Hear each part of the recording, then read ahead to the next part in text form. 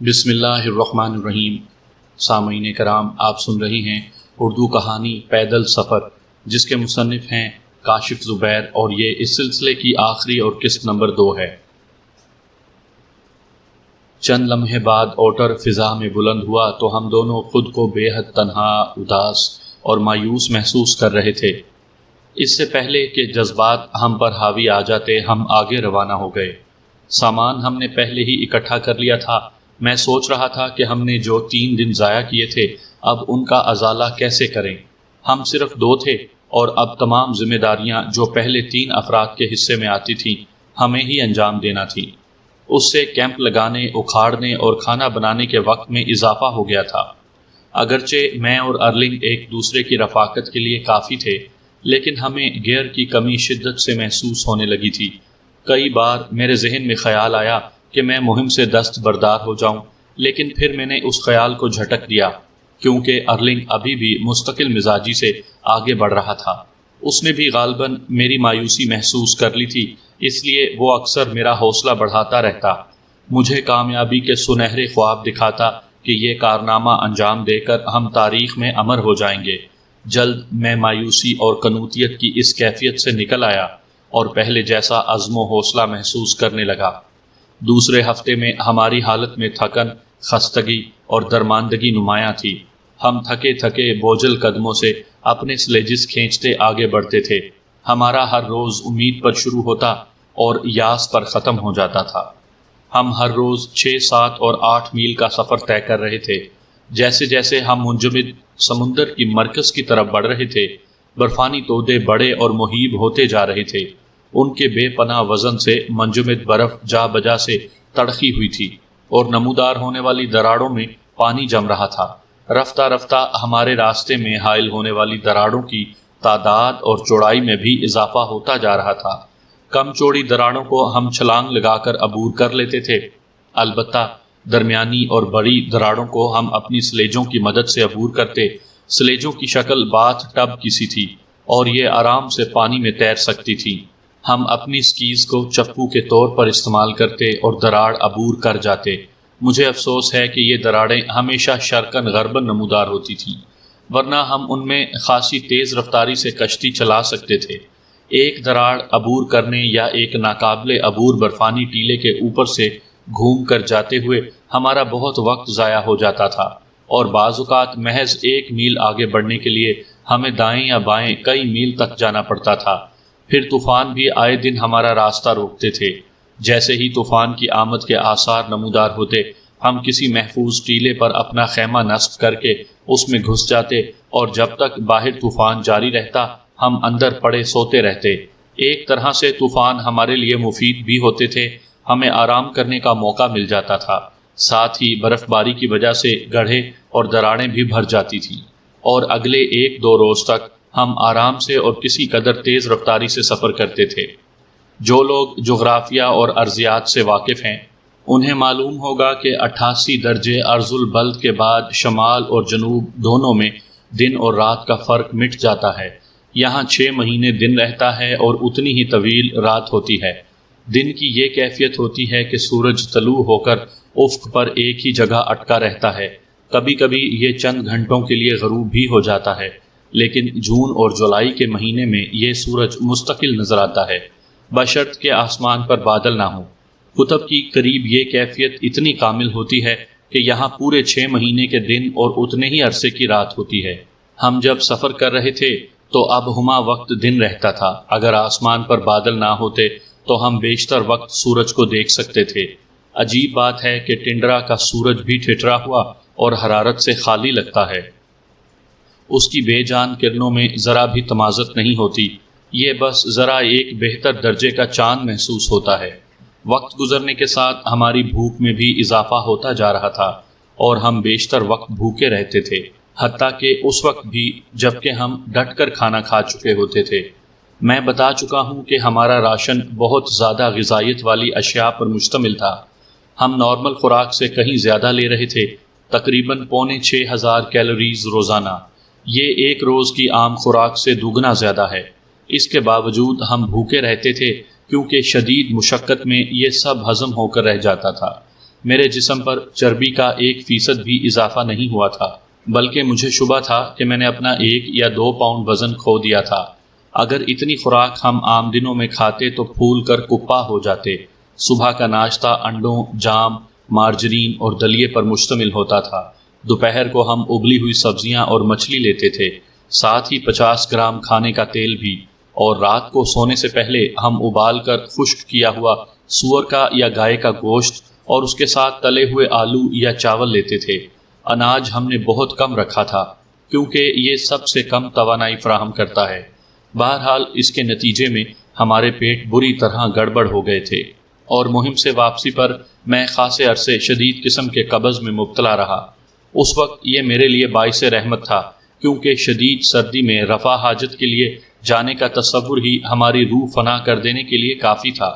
واہ، مزہ آ گیا، ارلنگ کھانے کے دوران میں مسلسل کہتا رہا، حالانکہ مچھلی اور چاول اسے پسند نہیں تھے اور خوراک بھی کوئی خاص لذت نہیں رکھتی تھی، لیکن اس خوفناک بھوک میں ہمیں گھاس بھی منو سلوا سے کم نہیں لگتی تھی۔ پسند ناپسند کا سوال ہی پیدا نہیں ہوتا تھا۔ جب ہم دوپہر کے کھانے یا رات کے ڈنر کے وقت رکتے تھے تو ہماری بےتابی ان کتوں سے مشابہ ہوتی جنہیں خوراک ملنے والی ہو۔ اکثر ہم کچا ہی کھا جاتے تھے۔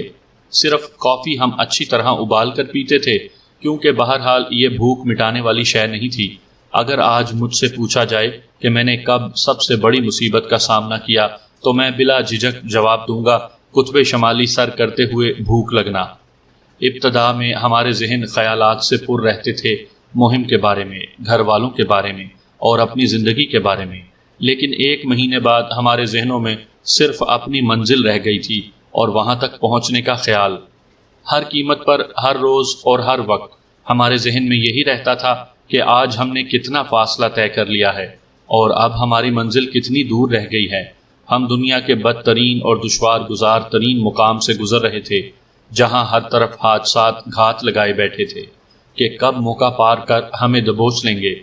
کبھی ہمارے قدموں تلے برف تڑک جاتی اور کبھی ہماری سلیج کسی دراڑ میں لڑک جاتی اور ہم بمشکل اسے کھینچ کر نکالتے۔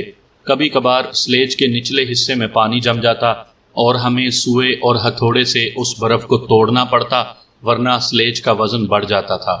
4 اپریل کو ہمارے سامنے ایک کم چوڑی دراڑ آئی جس میں 4 فٹ نیچے سرد نیلگوں پانی چمک رہا تھا۔ اس کی چوڑائی کم سے کم 5 فٹ تھی۔ عام حالات میں ہم اسے پھلانگنے کی کوشش کرنے کے بجائے دراڑ کے ملنے کا انتظار کرتے، جو عام طور سے 4-5 گھنٹوں میں مل جاتی یا اتنی مختصر ہو جاتی کہ ہم پیر بڑھا کر اسے عبور کر لیتے۔ اس کی وجہ یہ تھی کہ اتنی چوڑی اور گہری دراڑ کے پار سلیج لے جانا مشکل کام تھا، مگر اس وقت ہم وقت کے خلاف جنگ لڑ رہے تھے اور اپنے شیڈول سے خاصے پیچھے تھے، اور اب ہم 1 منٹ گنوانے کے متحمل نہیں ہو سکتے تھے۔ لہٰذا ہم نے دراڑ عبور کرنے کا فیصلہ کیا۔ پہلے میں پار گیا اور پھر اپنی سلیج کھینچ لی، مگر جب ارلنگ کی باری آئی تو اس نے اپنا سکیز اتارے بغیر دراڑ عبور کرنے کا فیصلہ کیا۔ حماقت مت کرو، میں نے چلا کر کہا، سکیز اتار کر آؤ۔ کچھ نہیں ہوتا، وہ ہنسا تو مجھے اس کے انداز میں کسی قدر ہی جان نظر آیا۔ غالباً وہ سکیز اتارنے اور پہننے میں 10-15 منٹ ضائع نہیں کرنا چاہتا تھا۔ اس نے پیچھے ہٹ کر دوڑ لگائی اور دراڑ کے کنارے آ کر اچھلا۔ دوسرے کنارے تک پہنچتے مان اس کی سکیز کا رخ ذرا سا بدلا اور وہ دراڑ کے کنارے سے ٹکرائی۔ ارلنگ کو جھٹکا لگا، اس کا نچلا دھڑ سیدھا دراڑ میں گیا اور اوپری حصہ دراڑ کے کنارے گرا تھا۔ فوراً ہی اس نے اپنی چھری کی نوک برف میں نہ گاڑ دی ہوتی تو وہ سیدھا پانی میں جا گرتا، مگر ابھی بھی اس کا جسم نیچے کی طرف جا رہا تھا اور میں دوڑ کر اسے نہ پکڑ لیتا تو وہ پانی میں گرتا۔ لیکن ہم دونوں کے مشترکہ بوجھ سے کنارہ ٹوٹنے لگا۔ میں ارلنگ کو جتنا اوپر کھینچتا، برف اتنا ہی ٹوٹتی جاتی۔ میں گویا ارلنگ کو پیچھے کھینچ رہا تھا اور اس کے جسم سے برف ٹوٹ کر ایک نالی سی بن رہی تھی۔ بالآخر میں اسے محفوظ حد تک لے جانے میں کامیاب رہا اور پھر ہم دونوں بے دم ہو کر گر گئے۔ 10-15 منٹ تک ہماری سانس قابو میں نہیں آئی۔ پھر ہم نے اٹھ کر اپنی سلیج گاڑیوں کو کھینچا اور آگے روانہ ہو گئے۔ اس حادثے نے وقتی طور پر ہمیں دہلا دیا تھا۔ اگر ہم پانی میں گر جاتے تو محض چند منٹ میں سردی ہماری جان لے لیتی۔ ہمیں بیکون ریڈیو سے پیغام نشر کرنے کی مہلت بھی نہ ملتی۔ دراڑ میں گر کر ہماری لاشیں بھی منجمد ہو جاتی یا تو سمندر کی نظر ہو جاتی یا پھر کسی تودے میں نہ جانے کب تک کے لیے محفوظ ہو جاتی۔ ہم یوں غائب ہو جاتے کہ ہمارا نام و نشان بھی نہ ملتا، اور ہمارے گھر والے ہمیں روتے رہ جاتے۔ 12 اپریل تک ہم بری طرح تھک چکے تھے۔ سردی، مسلسل مشقت اور چاروں طرف پھیلے وحشت ناک سناٹوں سے ہمارے اعصاب جواب دینے لگے تھے۔ ہمارے جسم کے تمام کھلے حصوں کی جلد مردہ ہو کر بھوری رنگت اختیار کر گئی تھی۔ ارلنگ کی ناک چھلے ہوئے ٹماٹر سے مشابہ نظر آنے لگی تھی، اور میری ٹھوڑی کا ایک حصہ مستقل سن ہو گیا تھا۔ اس کے بارے میں مجھے شبہ تھا کہ یہ فراسٹ بائٹ کا شکار ہو گیا تھا۔ خدا کا شکر ہے کہ یہ جسم کا کوئی حرکت کرنے والا حصہ نہیں تھا، ورنہ شاید مجھے بھی واپسی کا راستہ پکڑنا پڑتا، اور اس کے ساتھ ہی ہماری مہم کا خاتمہ ہو جاتا۔ 89 ڈگری میں آتے ہی ہمیں شمال سے جنوب کی طرف بہنے والی ہوا کی طاقتور رو کا سامنا کرنا پڑ رہا تھا۔ بے حد یخ بستہ ہوا 30 سے 40 میل فی گھنٹے کی رفتار سے چل رہی تھی، اور ہمیں آگے بڑھنے میں زبردست مزاحمت کا سامنا کرنا پڑ رہا تھا، بلکہ باقاعدہ لڑ کر آگے بڑھنا پڑ رہا تھا۔ اس کے باوجود ہماری کارکردگی پہلے سے بہتر تھی۔ گزشتہ روز ہم نے 8 میل کا سفر طے کیا تھا۔ ہوا میں برف کے باریک ذرات تھے جو چھروں کی طرح ہمارے چہرے سے ٹکراتے، اور اگر ہماری آنکھوں پر اینکیں نہ ہوتی تو یہ ذرات ہمیں اندھا کر دیتے۔ آج 14 اپریل کے دن میکس کی دوسری سالگرہ تھی۔ وہ یقیناً گھر میں ماں اور دوسرے رشتہ داروں میں گھرا کیک کاٹ رہا ہوگا، اس بات سے بے خبر کہ اس کا باپ گھر سے ہزاروں میل دور ایک ہولناک برفانی ویرانے میں حادثات اور مشکلات سے نبرد آزما تھا اور موت سے کھیل رہا تھا۔ میں نے دل ہی دل میں میکس سے معذرت کی اور اس سے وعدہ کیا کہ اگر میں اس مہم سے زندہ سلامت واپس لوٹ گیا تو بہت سارا وقت اس کے ساتھ گزاروں گا۔ بس ذرا سا انتظار اور میرے بچے۔ ساتھ ہی مجھے دنیچے بھی شدت سے یاد آ رہی تھی۔ میرا ذاتی تجربہ ہے کہ گھر سے دور اور کسی چیلنج کا شکار لوگوں کو سب سے زیادہ اپنی بیوی یاد آتی ہے، جو اس کی سب سے قریبی ہمدرد، مونس و غم خار ہوتی ہے۔ دنیچے میرے لیے صرف ایک بیوی نہیں بلکہ بہت اچھی دوست بھی تھی۔ غذا دن بدن ہمارے لیے ناکافی ہوتی جا رہی تھی۔ دن بھر مشقت اور آگے بڑھنے کی تگ و دو میں تو پتہ نہیں چلتا تھا، لیکن جب سونے کے لیے اپنے سلیپنگ بیگ میں جاتے تو رات بھر پیٹ میں چوہے سے دوڑتے رہتے تھے اور آنتیں بالکل خالی محسوس ہوتیں۔ سونے کے دوران میں بھی میں کھانے کے خواب دیکھا کرتا تھا، اور میری ناک ان اشیاء کی خوشبو سونگھا کرتی تھی جن کا اس ویرانے میں دور دور تک پتہ نہیں تھا، مثلاً چیز کیک، پنیر، سینڈوچ، بھونا ہوا ٹرکی اور کافی کی مہک۔ مجھ سے زیادہ بری حالت ارلنگ کی ہوتی تھی۔ وہ کھانے پینے کا شوقین تھا، اور اب اس بھوک کے عالم میں اسے مقررہ خوراک پر گزارا کرنا پڑ رہا تھا۔ مسئلہ یہ تھا کہ ہم اپنے مقررہ کردہ راشن سے تجاوز نہیں کر سکتے تھے، ورنہ ہم طے شدہ 60 دنوں سے پہلے ہی اسے ختم کر بیٹھتے، جبکہ موجودہ حساب سے یہ 70 دنوں تک چل سکتا تھا، اور ابھی ہم اپنی منزل سے بہت پیچھے تھے۔ یہ تو صاف لگ رہا تھا کہ ہم 60 دنوں تک قطب شمالی تک نہیں پہنچ سکیں گے۔ عام روایت سے ہٹ کر ہم نے شروع سے کسی کو مہم کا لیڈر نہیں بنایا تھا۔ ہم تمام کام مل جل کر کرتے تھے اور فیصلے باہم مشورے سے کرتے تھے، حتیٰ کہ گیئر بھی مساوی حیثیت رکھتا تھا، جو ایک طرح سے اس مہم کا بانی تھا۔ اس کے جانے کے بعد میں اور ارلنگ رہ گئے تھے۔ بدقسمتی سے ہمارے درمیان ذہنی ہم آہنگی کی کمی تھی، اور میں تھوڑا سا پاگل بھی ہوں، لہٰذا ہمارے درمیان معمولی مسائل پر اختلاف ہونے لگا، مثلاً کون سا راستہ اختیار کرنا ہے، اور راستے میں آنے والی دراڑ عبور کرنے کے لیے دائیں طرف جانا ہے یا بائیں طرف۔ وقتی طور پر یہ اختلاف ہمارے درمیان ناراضگی پیدا کر دیتے تھے، مگر جلد ہمارا موڈ درست ہو جاتا تھا۔ مجھے اعتراف ہے کہ مسئلے کو اکثر ارلنگ سلجھایا کرتا تھا۔ وہ باہمت، بلند حوصلہ اور ذہین ساتھی تھا، اور اگر وہ میرے ساتھ نہ ہوتا تو شاید میں راستے میں ہی ہمت ہار جاتا۔ 19 اپریل کی شام جب ہم کیمپ لگانے کے لیے کوئی موزوں جگہ تلاش کر رہے تھے، SAS کی ایک فلائٹ ہمارے اوپر سے گزر رہی تھی۔ اوپر سے گزرنے سے مراد یہ نہیں ہے کہ عین ہمارے سروں پر سے گزر رہی تھی، بلکہ 50 یا 100 میل کے دائرے سے کہیں گزرتا تھا، تو ہم اپنے دستی ریڈیو پر اس سے رابطہ قائم کر لیتے تھے۔ مان ہمارے ریڈیو اس پر اشارہ موصول ہوا، میں نے اور ارلنگ نے ایک ساتھ اپنے ریڈیو آن کیے۔ SAS ہیئر اوور، پائلٹ کہہ رہا تھا۔ کیا پولرز میری آواز سن رہے ہیں؟ اوور۔ ہم سن رہے ہیں، اوور، ارلنگ بولا۔ کیونکہ پولر ہمارا ہی کوڈ تھا۔ تمہارے لیے پیغام ہے، سر رینالف فینسی کی پارٹی نے 87 ڈگری شمال 36 منٹ تک رسائی حاصل کر لی ہے، تم ان سے خاصے پیچھے ہو۔ یہ بات تو ہم بھی جانتے تھے کہ ہم خاصے پیچھے تھے، اور یہ وہی 3 دن تھے جو ہم نے اوٹر طیارے کے انتظار میں ضائع کیے تھے۔ کسی نے کیا خوب کہا ہے کہ مقابلہ انسان کی خفیہ صلاحیتوں کو ابھارتا ہے۔ اب تک ہم سست روی سے اور تھکے ہوئے قدموں کے ساتھ اپنی منزل کی طرف رواں تھے، لیکن برطانوی مہم کا سن کر ہمارے جسموں میں جیسے ایک نیا جوش اور ولولہ دوڑ گیا۔ ہم ان سے 3 دن پیچھے تھے، اس کے باوجود ہم مقابلے کو تیار ہو گئے۔ ہمیں ان کو پیچھے چھوڑنا ہوگا، ارلنگ پرجوش لہجے میں بولا، اور اس مقصد کے لیے ہمیں ایک نیا ٹائم ٹیبل بنانا ہوگا۔ میں نے اس کی تائید کی۔ خاصے غور و خوض کے بعد ہم نے طے کیا کہ اپنے دن کو 30 گھنٹوں میں تقسیم کر لیں۔ دن رات کا کوئی مسئلہ نہیں تھا، کیونکہ دن ہی دن تھا۔ جب ہم رات سونے جاتے تب بھی سورج چمک رہا ہوتا تھا۔ 30 گھنٹے کا دن کرنے کا فائدہ یہ تھا کہ کھانے پینے، سونے اور کیمپ لگانے اور اکھاڑنے میں تو وہی 12 گھنٹے لگتے، لیکن سفر کے لیے اب ہمیں کل 18 گھنٹے دستیاب تھے، جس میں ہم روز 6-7 میل اضافہ کر سکتے تھے۔ لنچ کے وقفے کو ہم نے 1 کے بجائے 2 گھنٹے کا کر لیا تھا، یوں درمیان میں کچھ دیر آرام بھی کر لیتے تھے۔ البتہ سونے کے لیے ہمیں وہی 8 گھنٹے میسر تھے۔ اگلے روز ہم نے 12 میل طے کیے، اس سے ہمارا حوصلہ مزید بڑھ گیا تھا۔ 1 گھنٹہ کر کے ہم سر رینالف کی سبقت کم کر رہے تھے، جو سائبیریا کی طرف سے قطب شمالی کی طرف بڑھ رہے تھے، یعنی ہماری مخالف سمت سے۔ ان کی پارٹی بڑی تھی، البتہ راستے کی صعوبتیں اور رکاوٹیں ہم دونوں کے لیے یکساں تھیں، سوائے اس کے کہ انہیں ہماری نسبت منجمد سمندر پر زیادہ سفر کرنا پڑا تھا، کیونکہ سائبیریا کی طرف سے خشکی کا حصہ قطب سے 700 میل پہلے ہی ختم ہو جاتا ہے۔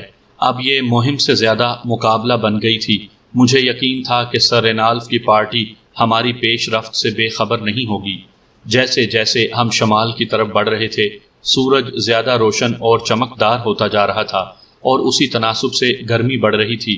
ایک روز تو اچھی خاصی گرمی تھی، غالباً یہ 22 اپریل کا دن تھا، اور درجہ حرارت -31 درجے فارنہائٹ تھا۔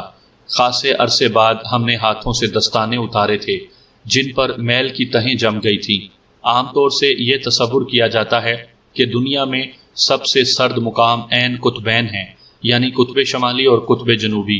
سردیوں میں تو یہ بات درست ہوتی ہے، لیکن گرمی کے دنوں میں قطبین پر اچھی خاصی گرمی ہوتی ہے، اور کبھی کبھار تو درجہ حرارت 0 درجے سینٹی گریڈ تک بھی پہنچ جاتا ہے۔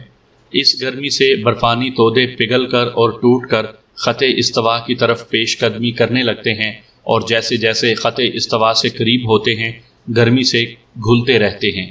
اس کے باوجود بعض عظیم الشان گلیشیئر 60 اور 50 ڈگری ارض البلد تک جا پہنچتے ہیں، اور خاصے نقصان کا سبب بنتے ہیں۔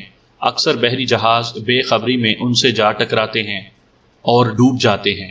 میں نے ایسے ہی ایک برفانی تودے پر 6 دن گزارے تھے، جو نصف میل لمبا چوڑا تھا، اور جب اس کا سائز فٹ بال کے گراؤنڈ جتنا رہ گیا تھا تو میں اس سے اپنی کشتی سمیت رخصت ہو گیا، کیونکہ اب یہ خطرناک ہو گیا تھا کہ کسی وقت بھی گرمی سے ٹکڑے ہو جاتا یا اچانک ہی کروٹ بدل لیتا، اور میں اگلے ہی لمحے سمندر کی تہہ میں ہوتا۔ موسم بہتر ہونے کے باوجود طاقتور قطبی ہوا کے دھارے کی رفتار میں کوئی کمی نہیں آئی تھی، اور گرمی بڑھنے سے برف بھی جا بجا تڑک رہی تھی۔ نت نئی دراڑیں نمودار ہو رہی تھیں، اور بعض جگہ تو بیک وقت درجن بھر دراڑیں یکے بعد دیگرے ہمارے راستے میں حائل ہوتی تھیں۔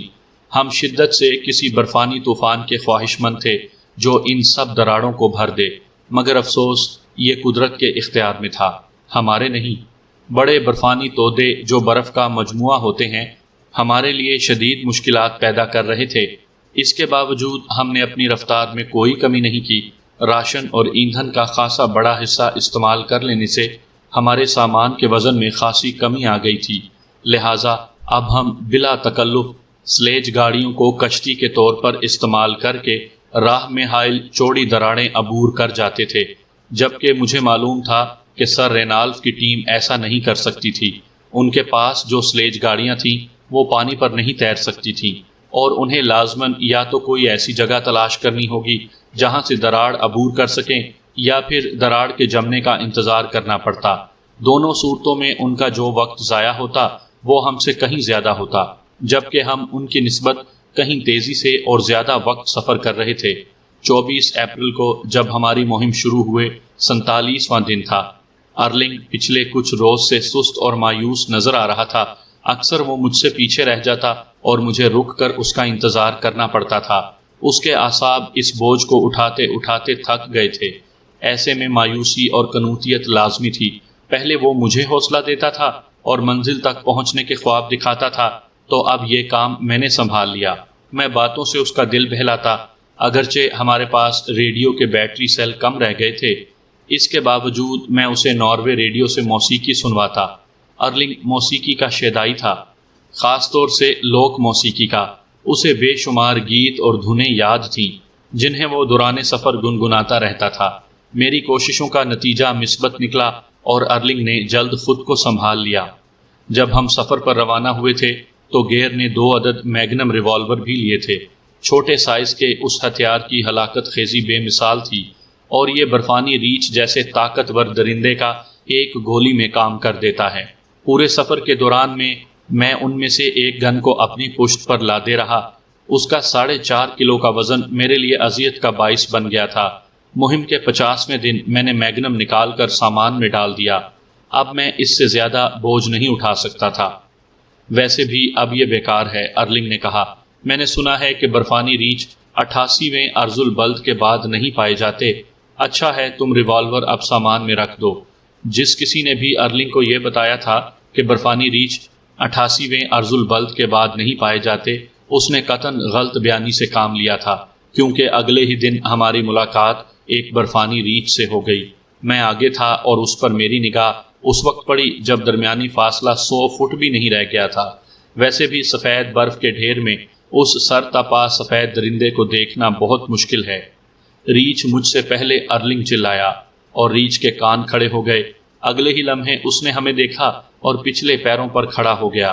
اس کا قد 7 فٹ کے قریب تھا اور اس کے اگلے پنجے بلا مبالغہ فٹ بھر چوڑے تھے۔ مجھے وہ بھوکا بھی لگ رہا تھا کیونکہ اس کا پیٹ کمر سے لگا ہوا تھا۔ وہ ایک بھیانک غراہٹ کے ساتھ ہماری طرف بڑھا۔ مجھے معلوم تھا کہ بھوک کے عالم میں وہ کس قدر خوفناک ہوگا۔ جب ہم انسان خوراک ملنے کے باوجود بھوک سے پاگل ہو جاتے تھے تو وہ تو پھر بھی درندہ تھا، اور غالباً خاصے وقت سے اس نے کچھ نہیں کھایا تھا۔ میں ایک لمحہ ضائع کیے بغیر سلیج کی طرف لپکا۔ میں نے دیوانہ وار وہ بیگ تلاش کیا جس میں میگنم رکھا تھا۔ اس دوران میں ریچھ چھلانگے مارتا چاروں ہاتھ پیروں کے بل ہماری طرف دوڑا چلا آ رہا تھا۔ اس کی آنکھوں میں ناچتی بھوک مجھے اتنی دور سے بھی صاف نظر آ رہی تھی۔ خدا کے لیے برو، ارلنگ چلایا، جلدی کرو۔ اسی لمحے میرے ہاتھ میں میگنم آ گیا۔ میں نے گھوم کر ایک ہوائی فائر کیا کہ شاید ریچھ دھماکے سے ڈر کر بھاگ جائے۔ وہ اتنا قریب آ چکا تھا کہ اس کی پرشور سانسوں کی آواز میں سن رہا تھا۔ دھماکے سے ریچھ قطعی ہراساں نہیں تھا۔ اس وقت غالباً میں توپ بھی داغ دیتا تو اس کی جارحانہ پیش قدمی میں کوئی کمی نہ آتی۔ مجبوراً میں نے ریچھ کا نشانہ لیا اور لگاتار 4 گولیاں چلائیں۔ میں کوئی بہت اچھا نشانے باز نہیں ہوں، لیکن میری ایک گولی بھی ضائع نہیں ہوئی، تو اس کی وجہ ریچھ کی بے تحاشا جسامت تھی۔ ایک گولی اس کے شانے پر لگی، 2 کمر میں اتر گئیں اور ایک اس کے کھلے منہ سے حلق میں اتر گئی، اور یہی گولی جان لیوا ثابت ہوئی تھی۔ ریچھ ہم سے کوئی 30 فٹ کے فاصلے پر زمین پر گرا، 2-4 لوٹیاں پوٹیاں لگائیں اور ٹھنڈا پڑ گیا۔ میں نے اس کی موت کی تصدیق نہیں کی۔ ہم فوراً آگے روانہ ہو گئے۔ اس بات کا خطرہ تھا کہ اس کا جوڑا یہاں موجود ہو جو اپنے ساتھی کی لاش دیکھ کر مشتعل ہو جائے اور ہمیں اسے بھی ختم کرنا پڑے۔ اب تو ارلنگ نے بھی اپنا میگنم ریوالور نکال لیا تھا۔ اس روز ہم نے 9 میل کا فاصلہ طے کیا تھا۔ مئی شروع ہوا تو ہم جیسے اپنی تمام جسمانی توانائی ختم کر چکے تھے۔ ہمارے جسم تھکن سے یوں بوجھل تھے جیسے گوشت پوست کے بجائے سیسے کے بنے ہوئے ہوں۔ ہڈیاں خستہ ہو رہی تھیں۔ رات کو جب ہم کیمپ لگا کر اپنے سلیپنگ بیگز میں گھستے تو فوراً سے پیشتر سو جاتے تھے۔ 8 گھنٹے کی بھرپور نیند کے بعد جب ہم سو کر اٹھتے تو ہمارے وجود میں اس قدر توانائی آ چکی ہوتی تھی کہ ہم پورا دن خود کو آگے کی طرف گھسیٹتے رہتے۔ ہمارے جسم توانائی کی ریزرو ذخائر پر چل رہے تھے۔ ایک خیال تھا جو ہمیں آگے کی طرف گھسیٹ رہا تھا کہ ہمیں فتح حاصل کرنی تھی۔ سر رینالڈز کی ٹیم سے پہلے قطب شمالی تک پہنچنا تھا۔ ایک دھن میں، ایک جذبے کے زیر اثر ہم آگے بڑھتے رہے، برفانی تودے اور دراڑیں عبور کرتے رہے، اور بالآخر ہم 58ویں دن بالکل اچانک ہی قطب پر پہنچ گئے۔ گزشتہ کئی روز سے ہم نے نہیں دیکھا کہ ہم قطب سے کتنی دور ہیں، اور جب ہم نے حساب لگایا تو خود کو قطب کے بالکل نزدیک پایا۔ ہمارے اندازے میں 50 گز کی غلطی کا امکان تھا، جو نہ ہونے کے برابر تھا۔ پہلے تو ہمیں یقین نہیں آیا، اور جب یقین آیا تو مارے خوشی کے ہم پاگل ہو گئے۔ جس کامیابی کے ہم اب تک خواب دیکھتے رہے تھے وہ اچانک ہی حقیقت بن کر سامنے آ گئی تھی۔ ہم نے قطب کے مقام پر اپنے ساتھ لایا ناروے کا پرچم نصب کیا، پھر ہم نے بیکون ریڈیو پر سگنل دیا کہ ہمیں یہاں سے اٹھا لیا جائے۔ اس کے بعد ہم نے اپنے باقی ماندہ راشن کا فراخ دلی سے استعمال کیا، خوب کھایا اور خیمہ لگا کر سو گئے۔ ہم نے 4 مئی 1990 کی شام 5:20 پر قطب تک رسائی حاصل کر لی تھی۔ ہم یعنی برجی آؤسلینڈ اور ارلنگ کیجی پہلے انسان تھے جو پیدل چل کر قطب شمالی تک پہنچے تھے۔ اگلے روز اوٹر آیا تو ہم بدستور پڑے سو رہے تھے۔ طیارے کی آواز سن کر ہم خیمے سے باہر نکلے تو طیارے سے پائلٹ کے ساتھ گیئر کو اترتے دیکھ کر حیرانی سے زیادہ خوش ہوئے۔ وہ رو رہا تھا۔ یہ بیک وقت خوشی اور دکھ کے آنسو تھے۔ خوشی ہماری کامیابی کی تھی اور دکھ اسے کامیابی میں شریک نہ ہونے کا تھا۔ کچھ دیر بعد ہم ماں اپنے ساز و سامان کے طیارے میں تھے۔ فضا میں بلند ہو کر پائلٹ نے پہلے قطب کے گرد ایک چکر لگایا۔ ہم نے تصدیق کی کہ ابھی سر رینالڈز کی پارٹی کا دور دور تک پتہ نہیں تھا، اور طیارہ کینیڈا کی طرف پرواز کر گیا۔